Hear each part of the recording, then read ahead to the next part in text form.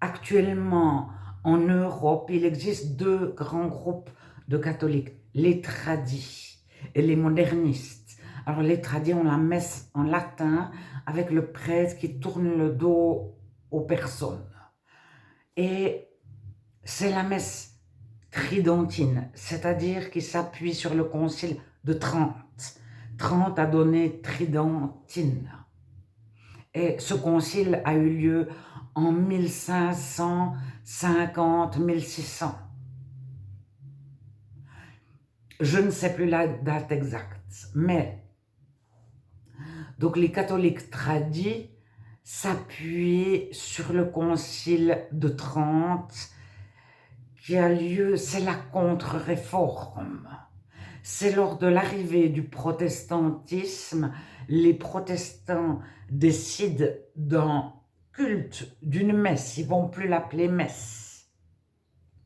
Nouveau, c'est-à-dire les responsables religieux inventent la religion protestante et un culte qui correspond à l'attente du plus grand nombre. C'est de l'inculturation à outrance parce que il y a un groupe qui ne veut plus du tout de mélange avec des dieux païens, de mélange avec différentes choses. Ils veulent que chacun comprenne la messe, enfin ce qui est dit, le culte, et que chacun puisse avoir accès à la Bible.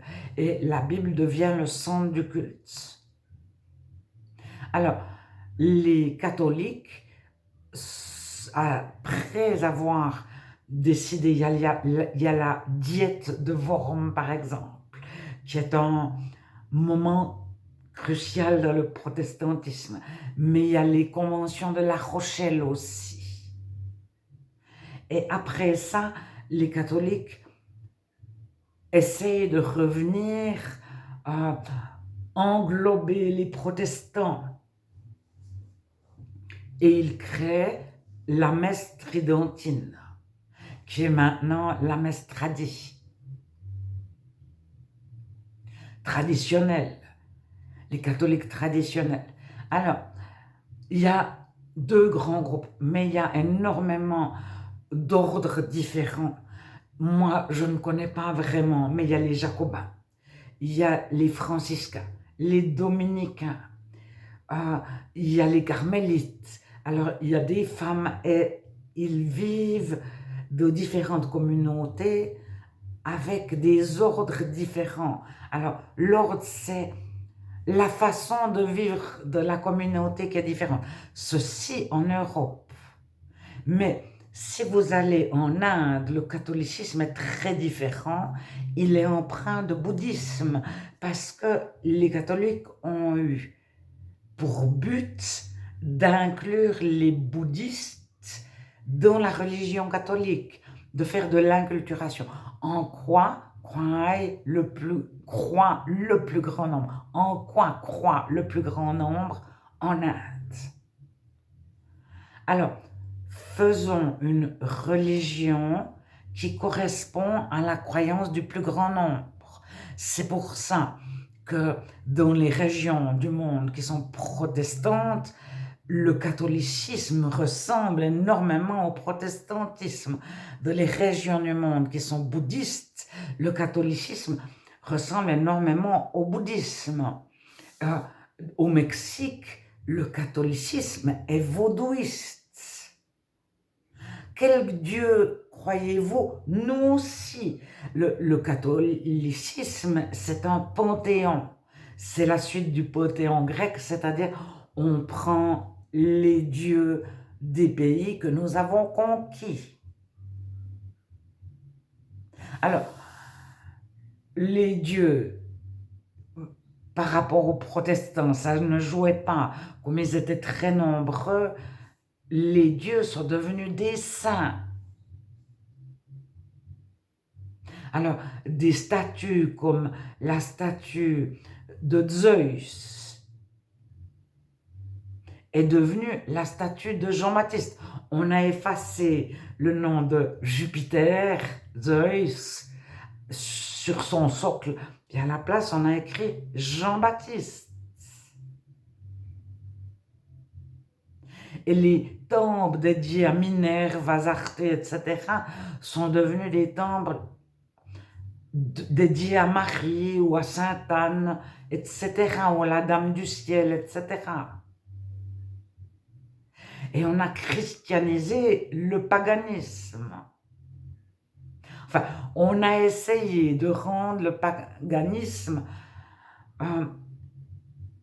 abordable pour les chrétiens.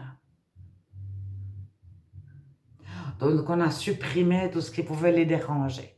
Alors, actuellement, enfin, de toujours, peu importe ce qu'on croit dans le catholicisme, l'important, c'est de pratiquer les rites catholiques. Si le rite est le baptême, faut pratiquer le rite du baptême. Après, si on souhaite croire à Saint Christophe, qui est le patron de je ne sais pas quoi, puis qu'on souhaite prier Saint Christophe, ou Saint Jérôme, ou s'adresser à Sainte Anne, ou à Sainte Marie de telle ville, Sainte Marie d'une autre ville, à la Dame de tous les peuples, à la Dame du ciel qui a un nom particulier, etc. Peu importe le Dieu que l'on invoque, pourvu qu'on soit baptisé catholique. Alors, on peut être superstitieux, philosophe, croire à de nombreux dieux, avoir son Dieu de prédilection, son saint de prédilection, etc. On peut avoir même un saint qui a existé récemment, qu'on connaît, genre Mère Teresa, etc. On peut s'adresser à Saint Nicolas, et on sait aujourd'hui que Saint Nicolas a existé, qu'il aimait les enfants, et qu'il y a toute une histoire qui s'est inventée autour, une hagiographie. Tout est inventé à partir d'une toute petite base, mais certaines personnes se battent. En Suisse, on se bat pour les os de Saint-Nicolas. À Fribourg, de la cathédrale de Saint-Nicolas, on a le fémur de Saint-Nicolas, et dans un autre pays du monde, ils ont un autre os. Alors, les chrétiens réels ne s'occupent pas des os des morts, à supposer même que l'os produirait une certaine substance, de l'huile, quelque chose, à supposer même que l'os émette quelque chose de particulier. Le chrétien voit que c'est un pouvoir ou un miracle ou quelque chose, mais pour lui, c'est un miracle des dieux païens. Alors, le chrétien est uni autour de Jésus. Tous les chrétiens ont le même Dieu, un seul Dieu, Jésus. Jésus-Christ. Il n'y a qu'un seul Christ, c'est Jésus.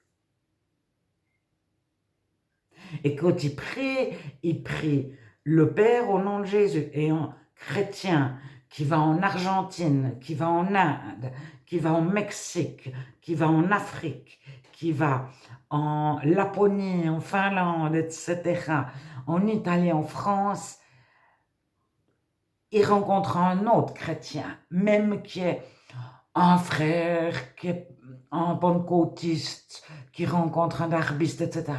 Ils sont unis, ils ont énormément de choses en commun. En premier, Dieu, ils ont le même Dieu et le même livre, la Bible. Alors, ils ont le même Saint-Esprit, ils portent les mêmes fruits, c'est-à-dire la paix, l'amour, la bonté, la joie, la foi, qui s'appelle parfois la fidélité. Alors, la foi, ça veut dire la confiance en Dieu. Et alors, ils sont différents parce que certaines fois, les femmes ne mettent pas de boucles d'oreilles, certaines fois, elles mettent des boucles d'oreilles. Mais une fois la discussion des boucles d'oreilles terminée, c'est un détail. Sur le 99%, le 99% du reste, Ces deux femmes sont unies, mais elles ont une divergence sur les boucles d'oreilles. Alors, vous allez dans une réunion de prière évangélique, pentecôtiste, de frères, d'amis, ceux qui sont sortis des églises, ceux qui sont dans une grande église, dans une petite église. Vous allez dans une réunion de prière. Ils sont tous unis, ils prient tous le même Dieu, ils ont tous les mêmes habitudes de prier, ils vont terminer leur prière par au nom de Jésus, Amen pour la plupart. Ceci dans le monde entier, sans s'être rencontrés auparavant, il y a des chrétiens qui ont voyagé ces dernières années de tous les pays du monde, rencontré d'autres chrétiens. On est identique mais pas uniforme. C'est-à-dire qu'on a des petits points de désaccord, on n'est pas uniforme, un seul habillement, une seule coupe de cheveux, une seule façon de concevoir Jésus, le christianisme. Pourquoi? Parce qu'on a eu des influences extérieures. On nous a dit, il y a le pasteur, etc.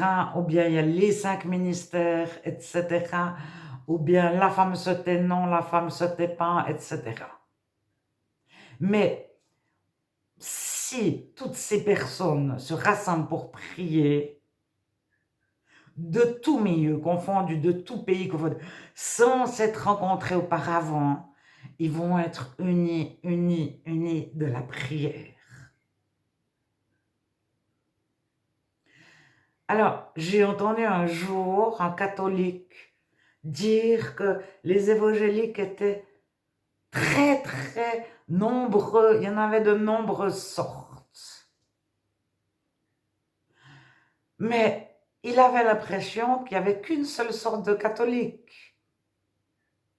Enfin, je ne sais pas en quoi il croyait exactement, mais je crois qu'il ne réalisait pas que les évangéliques, pentecôtistes, frères, amis, sans dénomination, interdénominationnelle, etc., mais sont très unis. Ils ont tous le même Dieu, le même Saint-Esprit.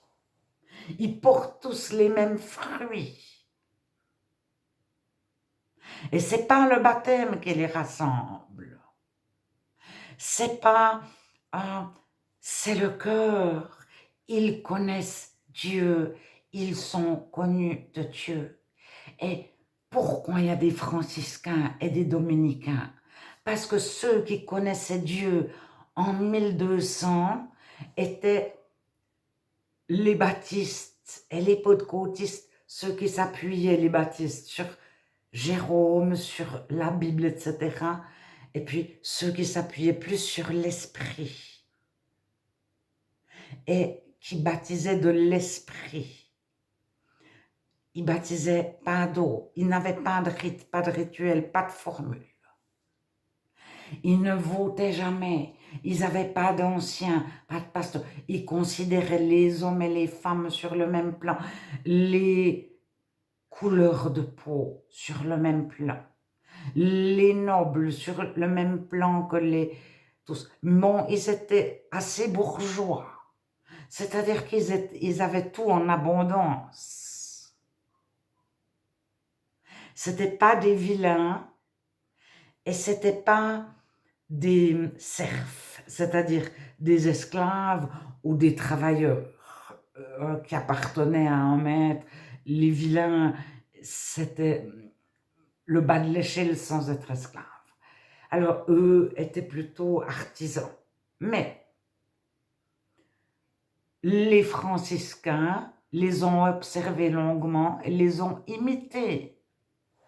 Et les dominicains ont imité ceux qui s'appuyaient plus sur la Bible, sur des Écritures, ceux qui suivaient Jérôme. Maintenant, je ne sais pas si je me trompe, les franciscains et les dominicains. Donc, si vous retrouvez ce que les franciscains prêchaient au début, c'était la vérité, la contemplation et une troisième chose. Et vous vous dites qu'ils ont repris ça des réels chrétiens, comme le protestantisme a pris par la foi, sans devoir payer l'Église, par la foi seule, par la grâce de Dieu, sans pénitence. La grâce, c'est gracier, c'est comme la grâce présidentielle. C'est pas des bénédictions, c'est je ne te punis pas, je lève ta punition. C'est ça la grâce de Dieu. Tu devrais être puni parce que tu as fait le mal, mais je lève ta punition. C'est ça la grâce. Et une religion a été créée selon les demandes des chrétiens. La foi sans devoir payer. L'Église pour être sauvée. La grâce sans mériter son salut. On est tous des pécheurs. Il n'y a personne qui est assez bon, juste, bien, beau pour une belle personne pour mériter son salut. Il n'y en a aucun qui est assez saint pour entrer dans la présence de Dieu qui est 3 fois saint. Etc., etc., etc. Alors, les chrétiens du monde entier ont toujours un seul Dieu, c'est Dieu et Jésus. Et ils sont présentés dans les médias. Et même certains catholiques sont convaincus que ces chrétiens-là sont divisés, que ça forme des groupes, etc. Mais parmi les catholiques, il est possible de croire ce que l'on souhaite. Il y a autant de croyances qu'il y a de catholiques. Mais ils ont tous le même rituel. Alors, les chrétiens qui connaissent Dieu ne se basent pas sur un rituel, et même si leur rituel diverge, c'est pas ce qui est important. L'essentiel est ailleurs. La première chose, quel Dieu prions-nous, invoquons-nous. Si à nos côtés, il y en a un qui s'adresse à Saint Christophe, l'autre à la Dame de tous les peuples, l'autre à Saint Tartampion, à Saint, au patron de je ne sais pas quoi, nous on s'adresse tous à Dieu. Le Père, c'est le même Dieu, même si on l'appelle Dios en espagnol et puis Lord en anglais, c'est le même Dieu. Même si on l'appelle Dia en italien, Dios en espagnol, etc. God en anglais, ou Good, ou God en les pays nordiques, germaniques, anglo-saxons. Ils viennent tous des Ostrogoths. Donc, à la base, Dieu s'appelle God. Nous, on vient de Zeus. Zeus au datif se dit Dias ou Dios. Alors, Dieu, Dios, c'est Zeus. On en a conscience. Mais celui qu'on invoque est ce qui nous répond. Il n'y en a qu'un seul, c'est le même qui écoute tous les chrétiens de toute la terre depuis 2000 ans et qui écoute tous les juifs depuis encore plus longtemps.